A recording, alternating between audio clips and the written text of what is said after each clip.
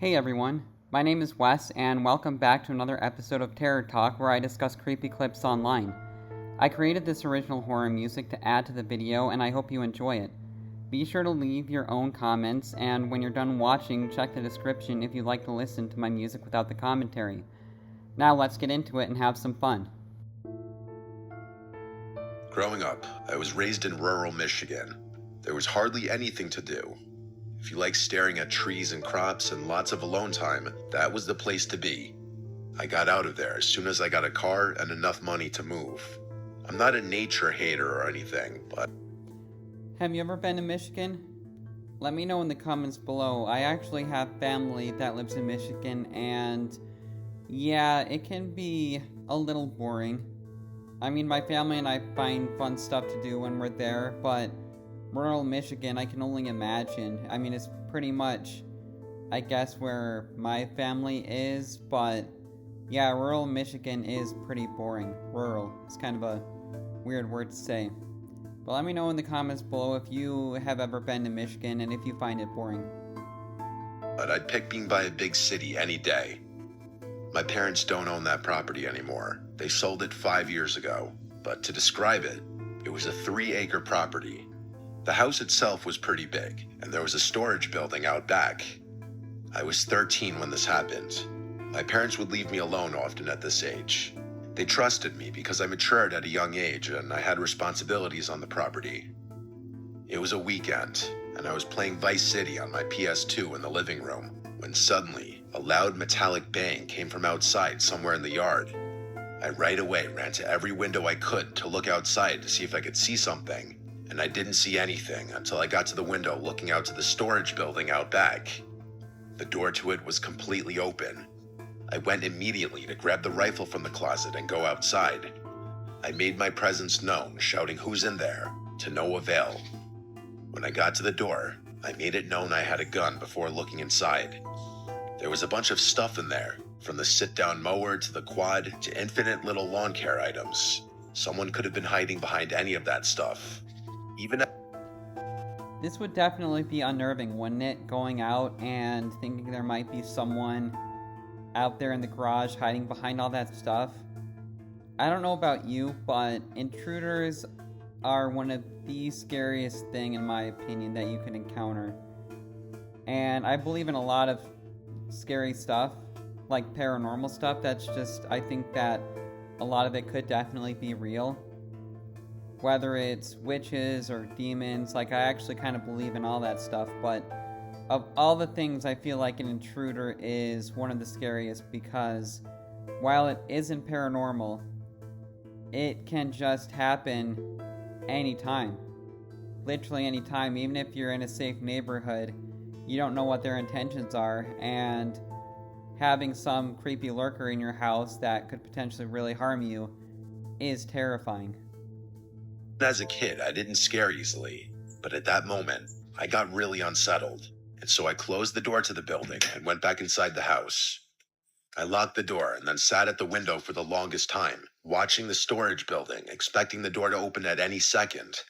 That door was heavy and impossible to just open by itself. It was simply a fact that someone came and opened it. Whether they were still inside of the building, I wasn't sure. I decided to go call my dad and ask his opinion. I went to the kitchen to the landline phone and called my dad's cell phone.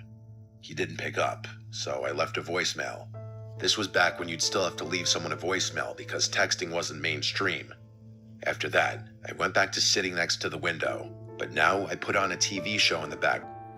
Isn't it angering when you try to call someone in an important situation like that and they won't freaking answer their damn phone? It is angering. To make this less monotonous, I took the phone with me. I was probably about to give up when I heard creaks from upstairs. My heart was now in my throat. I had to ask myself the big question: was I working myself up, or was someone here? I had a serious guard dog mentality. Even if I didn't love that place, I saw it as mine, my family's. I had to protect it. But I was in over my head. I grabbed the rifle again and walked upstairs. I didn't say anything, calling out. The I had to protect it kind of reminds you of the Home Alone scene, doesn't it? This is my house. I have to protect it. Just a random side note. It would only make a potential intruder know that I heard them.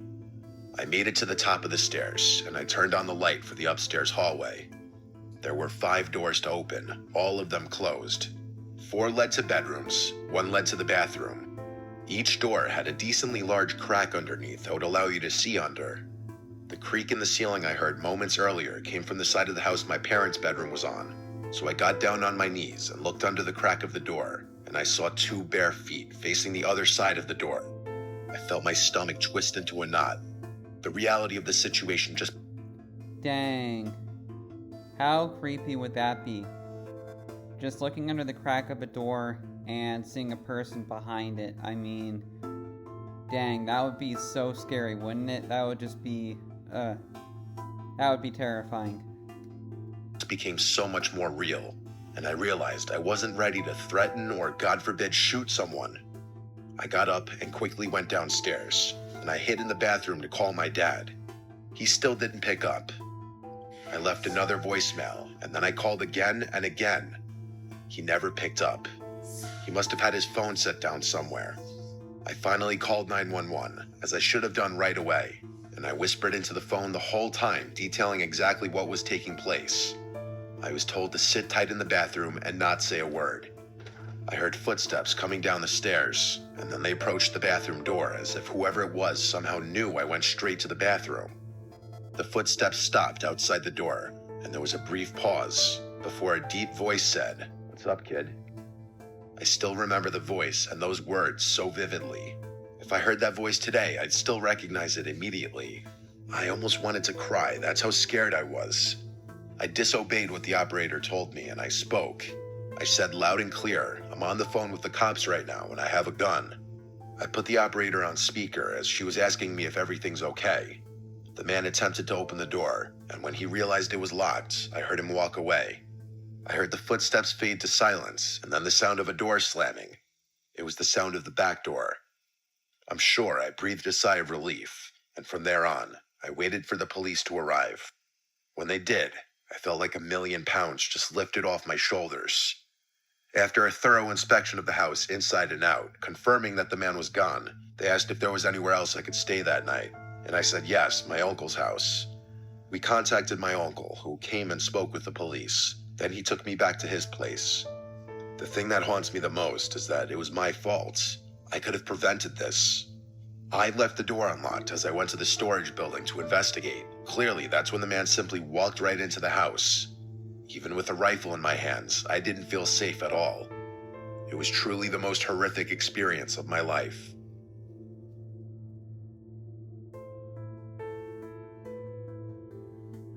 Well, it was definitely dumb that he left the door wide open like that. I mean, come on. What kind of an idiot do you have to be if you feel like you heard something like that outside? And these burglars can be actually very smart, because that was actually smart on the burglar's end.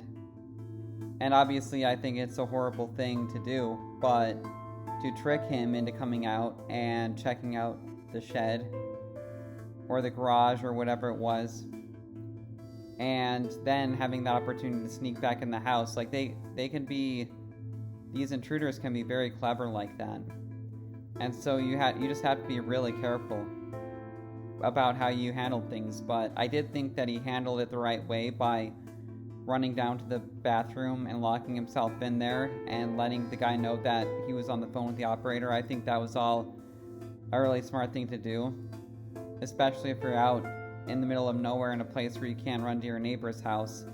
But luckily he had his phone. There are other stories that I've seen on this channel where they're stuck without their phone, and it would be even more terrifying to be stuck without your phone in a situation like this. Like, that would be terrible, to have left your phone somewhere upstairs and the guy is upstairs and has your phone.